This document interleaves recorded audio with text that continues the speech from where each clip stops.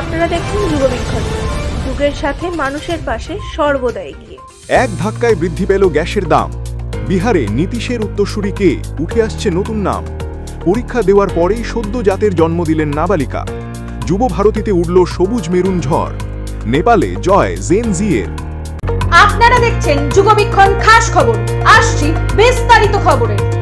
মধ্যপ্রাচ্যে যুদ্ধের জেরে এবার এক ধাক্কায় বৃদ্ধি পেল গৃহস্থের গ্যাস ও বাণিজ্যিক গ্যাসের দাম। গৃহস্থের গ্যাসে বৃদ্ধি পেয়েছে 60 টাকা, ফলে তা বেড়ে 279 টাকা থেকে হয়েছে প্রতি সিলিন্ডার প্রতি 939 টাকা। অপরদিকে বাণিজ্যিক গ্যাসের ক্ষেত্রে দাম বাড়ল 114 টাকা 50 পয়সা। বাণিজ্যিক গ্যাসের দাম 1875 টাকা 50 পয়সা থেকে বেড়ে তা হলো 1990 টাকা। গত 5ই মার্চ বিহারের মুখ্যমন্ত্রী পদ থেকে ইস্তফা দিয়েছেন নীতিশ কুমার। নীতিশের ইস্তফা দেওয়ার পর থেকেই রাজনৈতিক মহলে শুরু হয়েছে জোর চর্চা। কে আসতে চলেছেন বিহারের মুখ্যমন্ত্রী পদে তা নিয়ে ঘোরাফেরা করছে প্রশ্ন। সূত্রের খবর, বিহারের নতুন মুখ্যমন্ত্রীর নাম নিয়ে বিজেপি এবং আরএসএস এর অলিন্দে 4টি নাম নিয়ে চলছে চর্চা। মুখ্যমন্ত্রী হওয়ার জন্য যে 4টি নাম উঠে আসছে তা হলো বিহারের বর্তমান উপমুখ্যমন্ত্রী সম্রাট চৌধুরী, কেন্দ্রীয় মন্ত্রী নিত্যানন্দ রায়, চম্পারন এবং সাংসদ বিজেপির রাজ্য সভাপতি সঞ্জয় জয়সওয়াল এবং চতুর্থ নাম হিসেবে উঠে আসছে বিহার বিধানসভার প্রাক্তন অধ্যক্ষ এবং রাজ্যের অন্যতম পরিচিত রাজনৈতিক মুখ বিজয় সিনহা। তেলেঙ্গানায় ঘটে গেছে এক চাঞ্চল্যকর ঘটনা। পরীক্ষা দেওয়ার পরে ডায়াগনস্টিক সেন্টারের শৌচালয়ে সন্তানের জন্ম দিলেন 16 বছরের এক নাবালিকা। পরীক্ষা দেওয়ার পরে যন্ত্রণা শুরু হয় নাবালিকার। তারপরেই ওই কিশোরীকে নিয়ে যাওয়া হয় এক বেসরকারি হাসপাতালে। সেখানে থাকা চিকিৎসকেরা তাকে ডায়াগনস্টিক সেন্টারে পাঠানোর পরামর্শ দেন। এরপর ডায়াগনস্টিক সেন্টারে স্ক্যান করতে নিয়ে যাওয়া হয় নাবালিকাকে। এরপর ডায়াগনস্টিক সেন্টারের শৌচালয়ে যান সেই নাবালিকা এবং তার মা।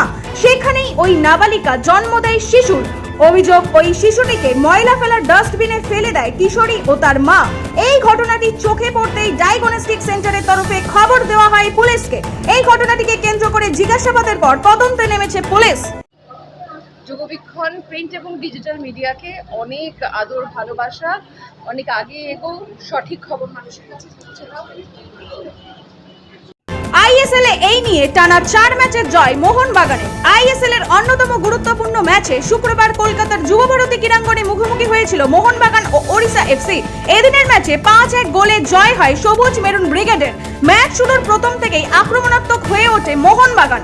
সবুজ মেরুনের সামনে এদিন কার্যত উড়ে গেল ওড়িশা এফসি। গত বছর সেপ্টেম্বরে জেনজি আন্দোলনের জেরে নেপালে প্রধানমন্ত্রীর পদ ছেড়ে পালিয়ে যান ওলি। এরপর দেশের সুপ্রিম কোর্টের প্রাক্তন প্রধান বিচারপতি সুশীলা কার্কি অন্তর্বর্তী সরকারের প্রধানমন্ত্রী হিসেবে শপথ নেন। বিভিন্ন স্তরে আলাপচারিতার শেষে দেশের নির্বাচন কমিশন গত 5ই মার্চ পার্লামেন্টের নির্বাচনের দিন ঘোষণা করে। সেই মতো বৃহস্পতিবার নেপালে 165টি আসনে ভোট গ্রহণ হয়। এবার ভোট গ্রহণের পর শুক্রবার সন্ধ্যা 7:30 পর্যন্ত 165টি আসনের মধ্যে 105টি আসনে জেনজি প্রতিনিধি কাঠমান্ডুর প্রাক্তন মেয়র বালেন্দ্র শাহ নেতৃত্বাধীন রাষ্ট্রীয় স্বতন্ত্র পার্টি এগিয়ে রয়েছে।